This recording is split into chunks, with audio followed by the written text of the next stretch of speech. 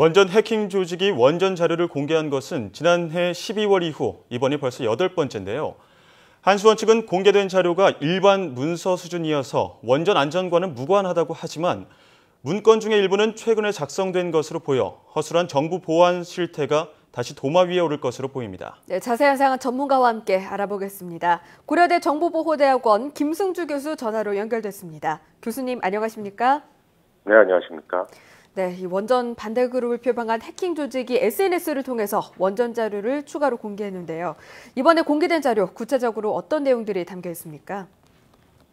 일단은 총 8.5MB 분량의 자료고요. 예. 이 중에는 이제 원전과 관련한 자료가 한 20여 종 있고요. 그리고 국방과 관련한 문서가 한 10여 종 있는 것으로 분석이 됐습니다. 예. 근데 재미난 것은 이 원전 관련 자료 중에 그 미국에서 해외 반출이 금지돼 있는 MCNP 프로그램과 그다음에 한국에서 자체 개발한 스페이스 3.0을 원전 관련자가 비밀리에 거래한 내용의 일부라면서 통화 내용을 공개하기도 했습니다. 예. 또 문제가 되고 있는 건 이번 해킹으로 한빛 제3발전소 최신 조직표를 포함한 최신 내용들이 상당수 공개됐는데요. 네. 지난해 한수원이 정보 보호 조치를 한층 더 강화하지 않았습니까? 네. 왜 이런 해킹 사건이 다시 발생하게 된 걸까요? 이에 대해서는 한수원이 이제 해명을 했는데요. 일단은 이번에 유출된 자료 역시 원전 안전과 무관한 일반 자료라고 얘기를 했고요. 그다음에 그 한빛 제3발전소 조직도는 한수원 측에서 이것을 출력해서 관련자 20명한테 배포를 한 적이 있답니다. 예. 그런데 그것들이 유출된 것 같다라고 일단 또 해명을 했고요. 그다음에 아까 그 MCNP라고 하는 프로그램은 사실 온라인에서 $900 정도면 살 수 있다. 그래서 미국이 아닌 다른 나라로 반출이 금지됐다는 것은 사실과 다르고 또 스페이스 3.0이라고 하는 것은 실제로 존재하지 않는 프로그램이다. 이렇게 일단 해명을 했습니다. 예. 네. 이번에 이 해킹 과정에서 사용된 IP 주소나 악성 코드에 또 집중이 되고 있는데 이번에 이 자체 원전 반대 그룹이란 이 그룹이 어떤 해킹 수법을 사용했습니까? 일단은 이번 것이 추가로 새로운 해킹을 시도한 것인지 아니면 작년에 유출됐던 자료를 가지고 재탕하고 있는지가 아직 밝혀지지가 않았습니다. 예. 그래서 일단은 지금 유출되고 있는 자료가 중요하다 안 중요하다를 떠나서 이것이 과거 자료의 재탕인지 아니면 새로운 해킹에 의한 것인지부터 먼저 원인이 규명돼야 될 것 같습니다. 네, 해킹을 이번에 또 한 것인지 아니면 지난해 해킹한 자료들을 다시 한번 활용한 것인지에 대해서 확인이 돼야 된다는 말씀을 해주셨는데요. 네네. 공개된 자료 가운데 이 악성 파일이 포함된 것도 있다고 알려져 있는데 이 실수인 걸까요? 아니면 다른 의도가 있다고 보십니까? 저는 의도성이 좀 있다라고 보고요. 왜냐하면 예. 최근에 그 북한에서 대남 홍보 사이트를 통해서 대남 홍보 사이트에 접속한 접속자들을 이렇게 감염시키는 사례가 늘고 있습니다. 그래서 이번 것도 여러 가지 어떤 심리전의 일환일 수도 있지만 또 그것을 통해서 2차, 3차 피해자를 양산시키려는 그런 어떤 의도도 있어 보입니다. 네, 그렇군요. 또 무엇보다 이 한수원의 자료가 공개되면서 우려감을 일으키고 있는데 이 자료가 원전의 안전과는 무관하다라고 한수원은 해명을 하고 있는데요. 정말 원전 안전에 영향이 없다고 봐도 괜찮겠습니까? 사실은 이 자료가 원전 안전에 영향이 있는지 없는지는 사실 이제 원전 관련 분들조차도 의견이 좀 나뉘는 것으로 저는 알고 있습니다. 예. 그런데 이 자료가 안전과 무관하냐 아니면 유관하냐 이런 걸 떠나서 일단 중요한 것은 이 자료가 유출된 경로가 어떻게 됐느냐 또 유출된 시점이 언제냐를 파악하는 게 일단 먼저라고 보여집니다.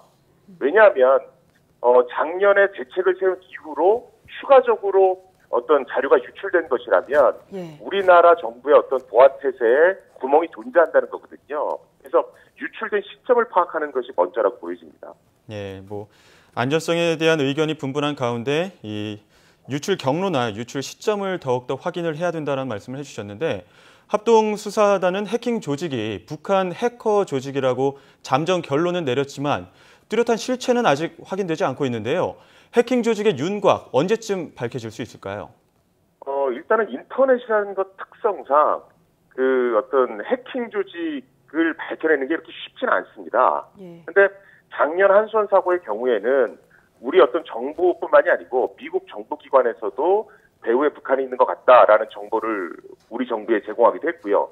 또 러시아의 글로벌 보안 업체에서도 작년 한수원 사건 배후에 북한이 있는 것 같다라는 결론을 내린 바가 있습니다. 그래서 작년 한수원 사건 배후에 북한의 핵 조직이 있다라는 게 우리 정부만의 결론은 아니고요. 다른 곳에서도 우리 정부와 의견을 같이 하는 곳들이 존재를 합니다. 그리고 이번 건 같은 경우에도 지금 작년에 어떤 한수원 해킹 세력과 유사한 세력으로 보인다라는 전문가들의 얘기가 있습니다.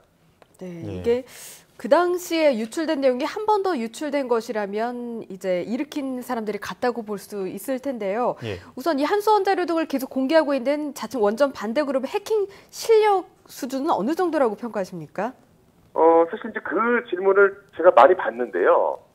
사실은 한수원을 공격한 해커의 수준을 논하기에 앞서서 일단 한수원이나 원전 쪽에 사이버 보안 대책이 그닥 잘 돼 있었던 건 아닙니다. 그래서 그 여러 가지 그러니까 해킹 수준이 그닥 높지 않더라도 내부에 침투할 수 있었던 여러 개연성들은 사실 존재하고 있었고요. 그것들을 이제 보안 조치에서 작년 12월 이후에 보안 수준을 이렇게 업그레이드 시켜놓은 상태입니다. 한수원 쪽의 보안도 다소 이제 취약했다라는 말씀이신 것 같은데 또 요구사항을 들어주지 않으면 원전 2차 파괴를 실행하겠다, 뭐 자료를 외국에 넘기겠다 하면서 돈을 요구하는 등 협박을 일삼았는데요. 실제 실행된 건 아직 없는 것으로 파악되고 있습니다. 그러다 보니까 이 자료 공개가 거듭돼도 긴장감이 떨어지는 면도 있는데요. 이들의 주장을 무시해도 될까요? 아니면 뭐 유의해야 될 사항이 있을까요? 지금 일단 가장 큰 문제는 왜 그 원전 반대 세력이 계속해서 정보를 유출시키면서 이런 어떤 심리전 성격을 띠는 공격을 시도하냐면 현재 우리 정부가 과거에 한수원으로부터 얼마만큼 많은 정보가 유출됐는지 그 경로가 뭐였는지를 완전히 파악하고 있지 못하거든요.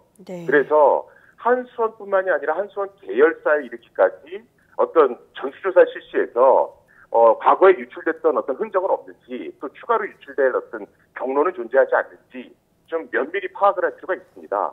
그런 것들이 확실시 돼야 앞으로 이러한 형태의 심리전은 발생하지 않을 것 같고요. 일단 지금 현재에서는 우리 정부도 현재 정보의 유출 통로, 그다음에 유출 시점이 어디인지를 파악하려고 전력을 기울이고 있는 것으로 제가 알고 있습니다.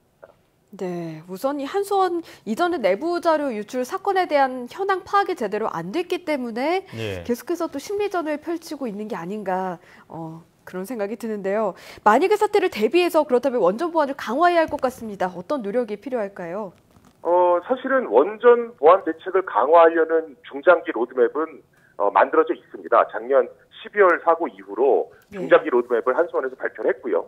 그런데 문제는 이런 것들이 모두 다 적용이 되려면 한 4, 5년 정도 시간이 걸립니다. 그래서 그 당시에 많은 전문가들이 얘기했던 것이 예산을 좀 집중 투입해서 이런 조치들을 좀 빨리 현장에 적용할 필요가 있다라는 의견들을 내놨고요. 지금 한수원 관련한 사고가 계속해서 나고 있으니까 우리 정부에서도 좀 예산을 좀 확보해서 긴급하게 확보해서 좀 집중 투자할 필요가 있지 않나 싶습니다.